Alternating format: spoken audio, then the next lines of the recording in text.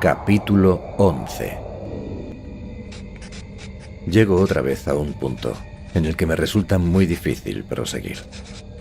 Ya debería estar endurecido a estas alturas, pero ciertas experiencias y suposiciones hieren demasiado hondamente para cicatrizar y dejan la memoria tan sensibilizada que los recuerdos nos hacen volver a vivir el pasado horror.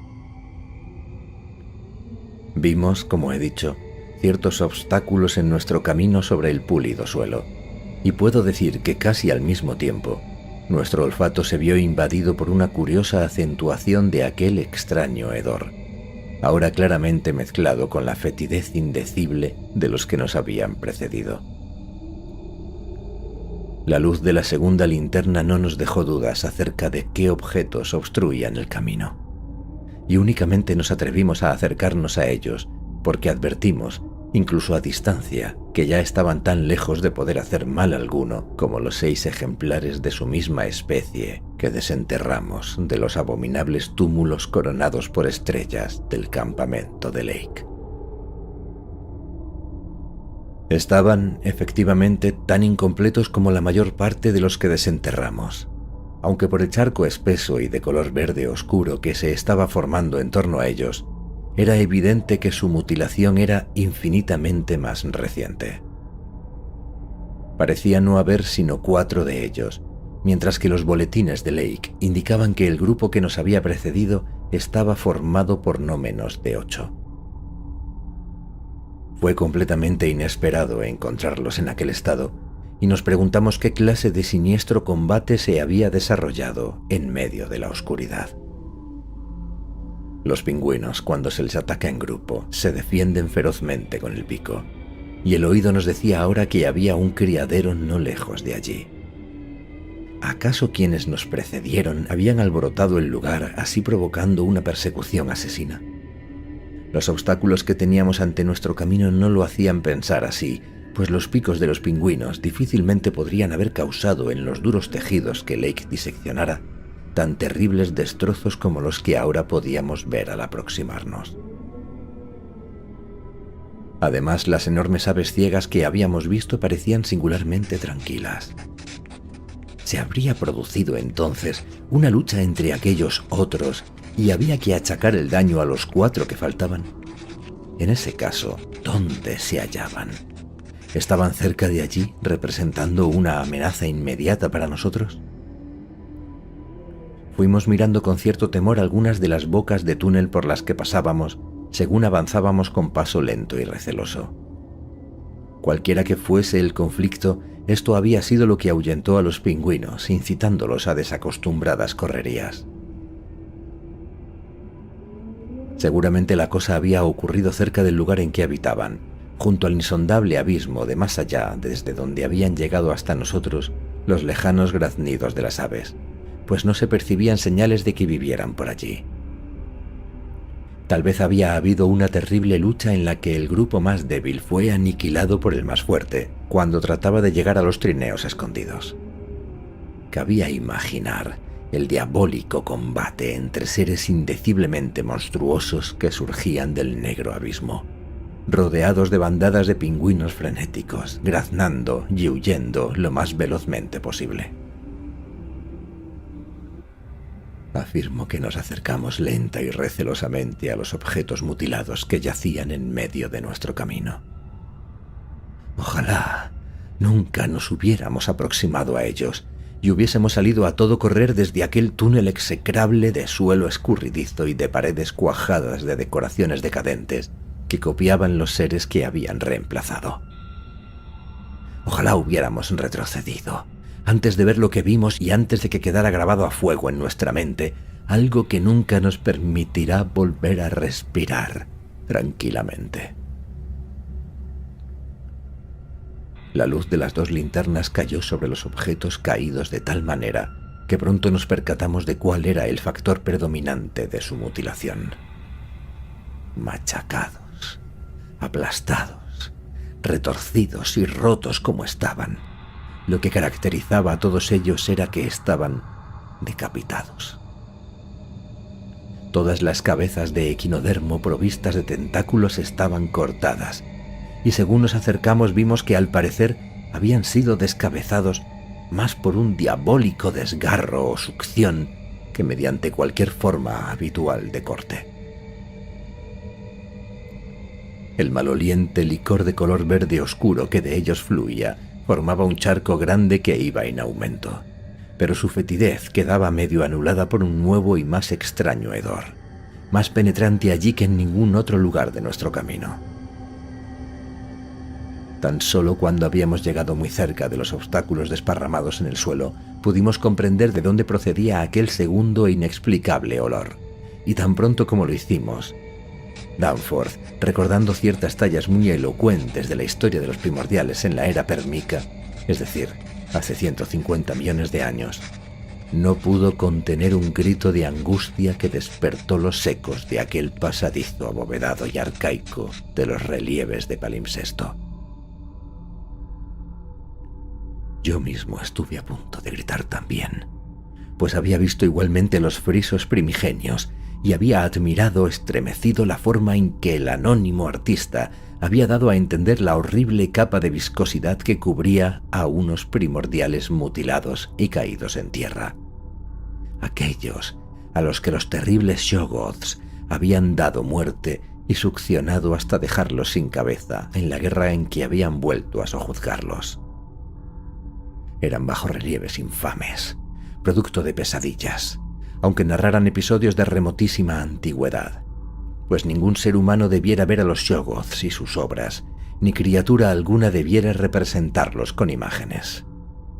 El demente autor del Necronomicon había tratado de afirmar bajo juramento que ninguno se había engendrado en este planeta, y que solamente soñadores toxicómanos los habían imaginado.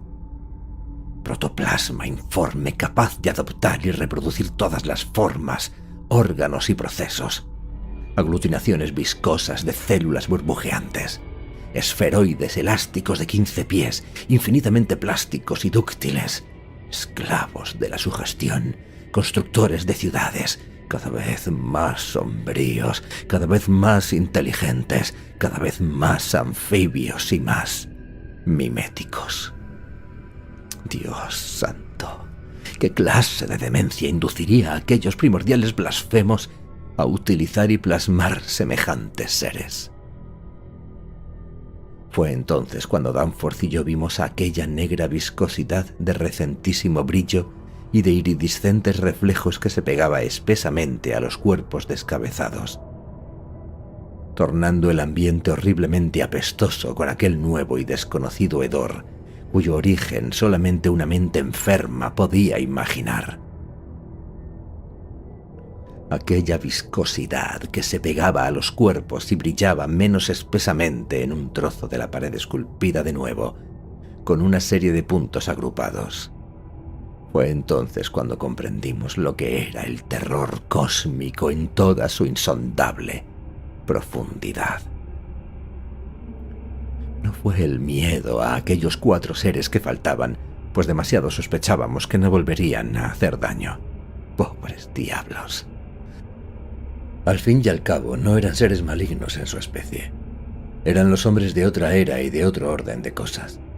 La naturaleza les había gastado una broma infernal, como se la gastará a otros cualesquiera cuya locura, dureza de sentimientos o crueldad lleve en lo sucesivo a excavar en aquel horrendo desierto polar, muerto o dormido. Aquel fue su trágico destino. Ni siquiera habían sido salvajes, pues ¿qué habían hecho? Aquel pasmoso despertar en el frío de una época desconocida. Tal vez la acometida de una manada de cuadrúpedos peludos ladrando furiosamente, y una aturdida defensa contra ellos, y los igualmente frenéticos simios blancos con extrañas envolturas y adimentos. Pobre Lake, pobre Gidney, y pobres primordiales, científicos hasta el final. ¿Qué hicieron ellos que no hubiéramos hecho nosotros en su lugar?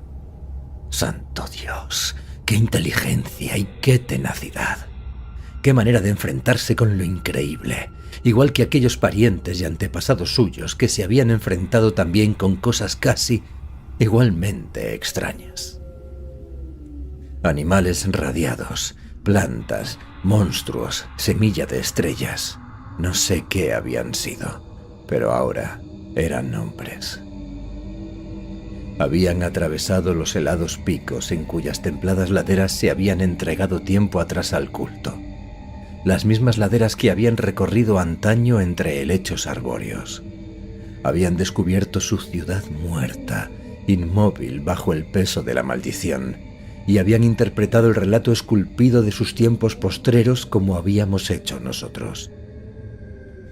Habían tratado de llegar hasta congéneres vivos en profundidades míticas de una negrura jamás vislumbrada. ¿Y qué habían encontrado?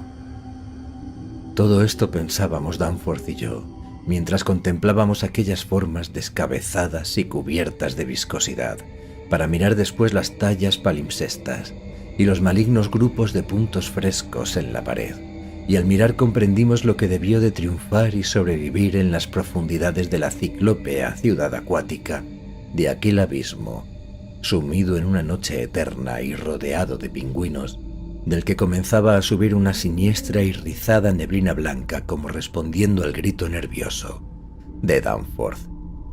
La sorpresa que había supuesto reconocer la monstruosa viscosidad y la decapitación de aquellos seres nos había dejado a los dos convertidos en estatuas inmóviles y mudas, y solamente en el curso de posteriores conversaciones descubrimos la idéntica naturaleza de nuestros pensamientos en aquellos instantes.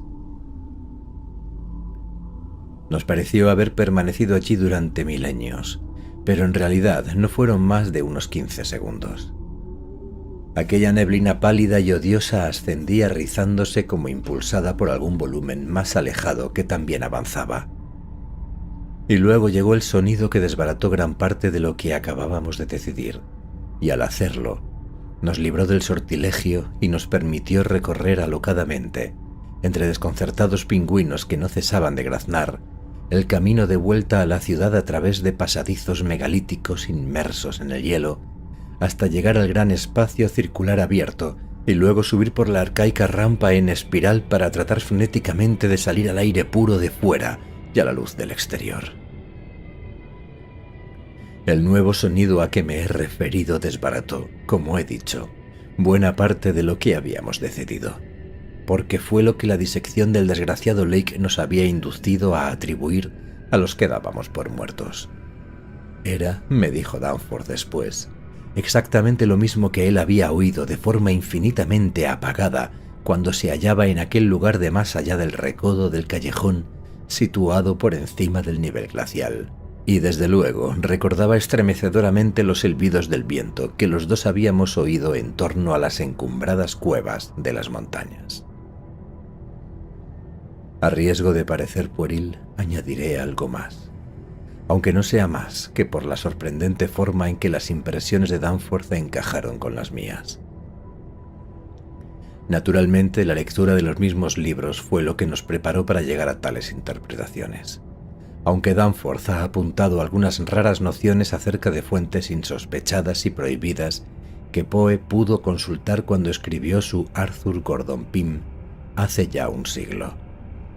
Se recordará que en esa fantástica narración hay una palabra de significado desconocido, pero terrible y prodigioso. Una palabra relacionada con la Antártida y que gritan eternamente las gigantescas aves de fantasmal blancura en el centro de esa malévola región. Tekelili, Tekelili. Eso fue, exactamente, lo reconozco. Lo que nos pareció articulaba aquel repentino ruido tras la blanca neblina que avanzaba, aquel insidioso silbido musical que se dejaba oír abarcando una escala singularmente amplia. Antes de que se oyeran 3 notas o 3 sílabas, ya corríamos desenfrenadamente, aunque sabíamos que la rapidez de los primordiales permitiría a cualquier superviviente de la matanza que, alertado por el grito, pudiera perseguirnos, darnos alcance en un instante si deseaba hacerlo.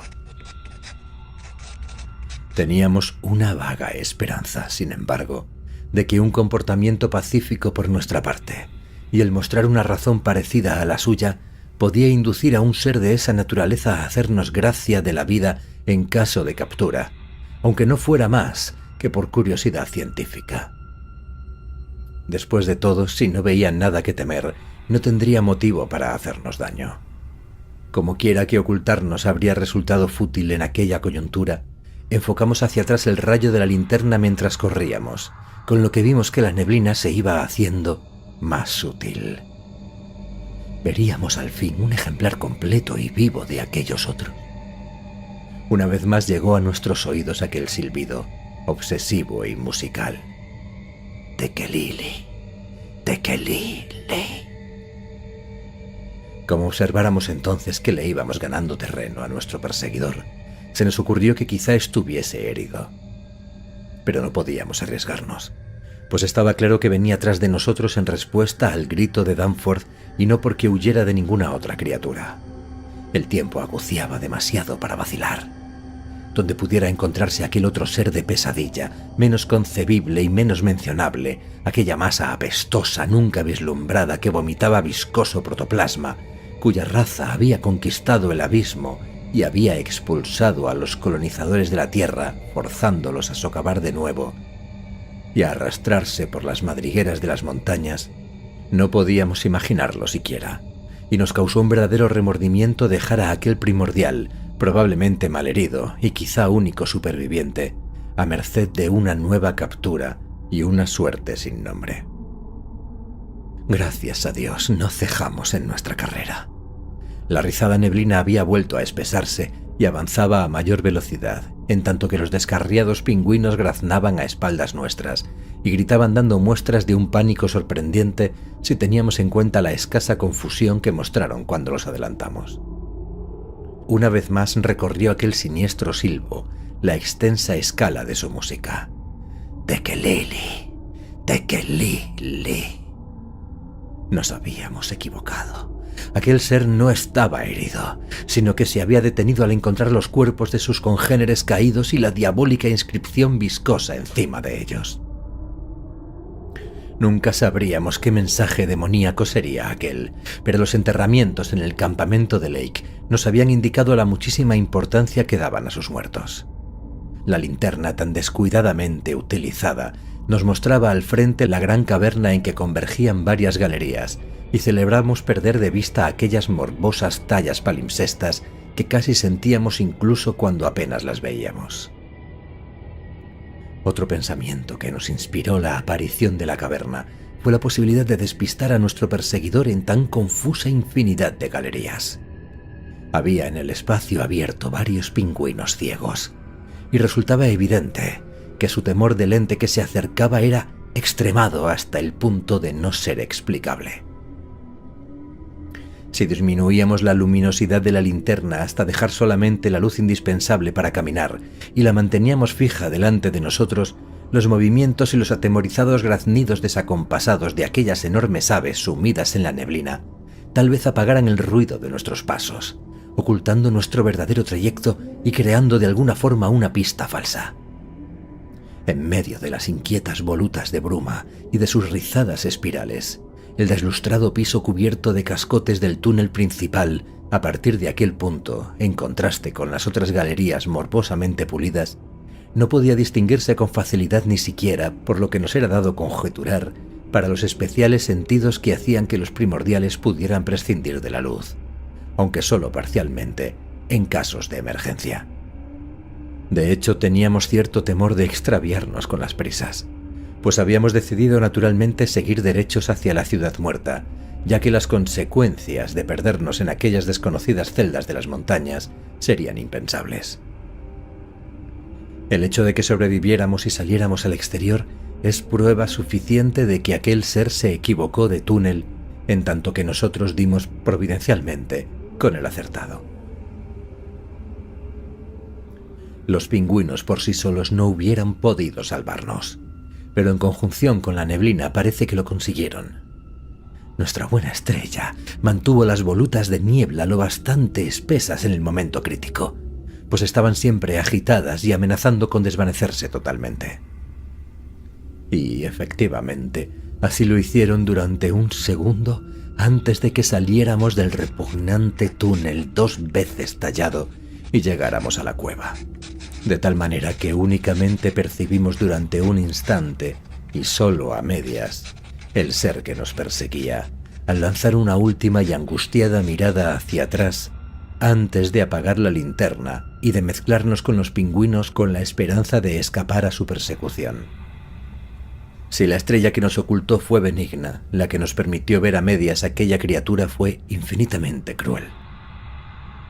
Pues a esa relampagueante semivisión se debe la mitad del horror que desde entonces nos acosa. Lo que nos hizo volver la vista atrás fue el instinto inmemorial que impulsa al perseguido a investigar la naturaleza y rumbo del perseguidor. O tal vez un intento automático de responder a una pregunta subconsciente planteada por uno de nuestros sentidos. En medio de nuestra huida, con todas nuestras facultades centradas en el problema de cómo escapar, no nos encontrábamos en condiciones de observar y analizar los detalles.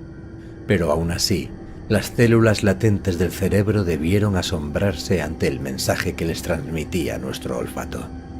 Más tarde comprendimos en qué consistía ese mensaje.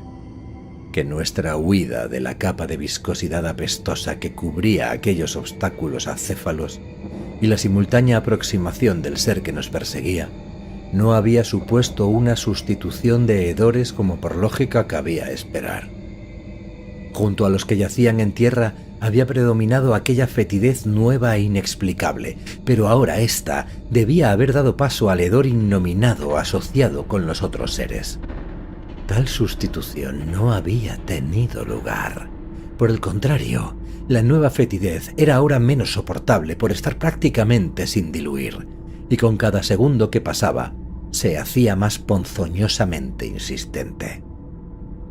Así pues, volvimos la vista atrás al parecer simultáneamente, aunque sin duda el incipiente movimiento del uno provocó el del otro, y al hacerlo, enfocamos con la luz de las linternas la neblina, entonces más sutil, guiados por el ansia primitiva de ver todo lo posible, o por el deseo, aunque menos primitivo, igualmente inconsciente, de deslumbrar al ser que nos perseguía antes de apagar las linternas y escabullirnos entre los pingüinos del laberinto que se abría ante nosotros. ¡Qué desdichada acción! Ni el mismo Orfeo, ni la esposa de Lot pagaron mucho más cara una mirada atrás. Y de nuevo oímos aquellas pavorosas notas de gaita que recorrían una extensa escala. Tekelili, tekelili. Más vale que hable francamente, aunque me siento incapaz de hacerlo con claridad, al decir qué es lo que vimos. Si bien en aquel momento pensamos que nunca lo admitiríamos, ni siquiera el uno al otro. Las palabras que llegarán al lector no podrán ni siquiera dar una idea de la espantable naturaleza de lo que vislumbramos. Invalidó tan totalmente nuestra capacidad de discernimiento que me maravilla que conserváramos juicio suficiente para apagar las linternas, como habíamos decidido hacer, y correr por el túnel que conducía a la ciudad muerta. Debió ser el instinto lo que nos sacó del aprieto, tal vez mejor de lo que hubiera podido hacer el raciocinio. Aunque si fue eso lo que nos salvó, pagamos un alto precio por ello. Desde luego, juicio no nos quedaba mucho. Danforth estaba totalmente desquiciado, y lo primero que recuerdo el resto de nuestro recorrido es el canturreo maquinal de mi compañero, su letanía incoherente en la cual solamente yo entre todos los seres humanos podía encontrar algo que no fuera inoportuna demencia. Resonaba con ecos gangosos entre los graznidos de los pingüinos, reverberando en las bóvedas más lejanas y en las desiertas galerías que, por fortuna, habíamos dejado atrás. No comenzó a canturrear inmediatamente, o de lo contrario no hubiéramos estado vivos y corriendo como locos. Tiemblo al pensar en la diferencia que nos hubiera supuesto una reacción ligeramente distinta por su parte.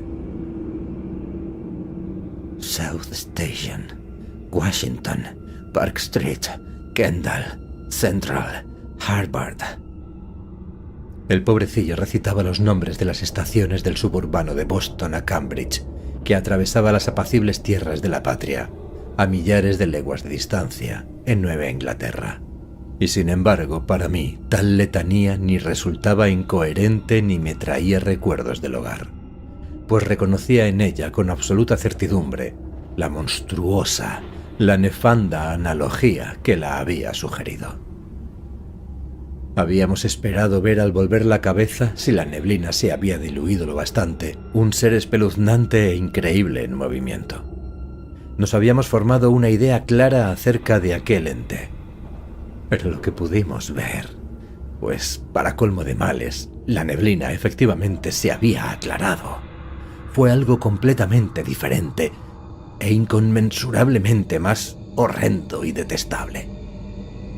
Aquello era la encarnación real de lo que no debe ser, del autor de novelas fantásticas. Y la analogía que más se aproxima a su realidad es un enorme tren subterráneo tal como se le ve a su llegada desde el andén de una estación. La negra y voluminosa parte delantera surgiendo colosalmente de la infinita distancia subterránea, constelada de lucecillas de colores y llenando la prodigiosa oquedad como llena un émbolo, un cilindro. Pero no nos hallábamos en una estación de metro. Estábamos en medio de la vía, mientras aquella maleable columna de negra y fétida iridiscencia de pesadilla, rezumando apretadamente contra las paredes del túnel, avanzaba por el recodo de 15 pies de anchura, cobrando infernal velocidad y empujando ante ella una vorágine de desvaídos vapores emanados del abismo. Era algo terrible, indescriptible, mayor que cualquier tren subterráneo. Un conjunto informe de protoplasma burbujeante tenuemente luminoso y con miríadas de efímeros ojos que se formaban y desvanecían constantemente, como pústulas de luz verdosa cubriendo completamente el frente que llenaba el túnel y que estaba a punto de abalanzarse sobre nosotros, aplastando en su camino a los desalados pingüinos y resbalando sobre el reluciente suelo que, junto con sus congéneres, había limpiado aviesamente de toda clase de basura. Aún volvió a oírse aquel grito ultraterreno y burlón: ¡Tekelili! ¡Tekelili! Y fue entonces cuando recordamos al fin que los satánicos Shoggoths, dotados por los primordiales de vida, capacidad mental y diversas configuraciones de órganos maleables, pero carentes de lenguaje hablado, excepto aquel que expresaban los grupos de puntos, carecían también de voz, exceptuando los sonidos que imitaban de sus desaparecidos amos.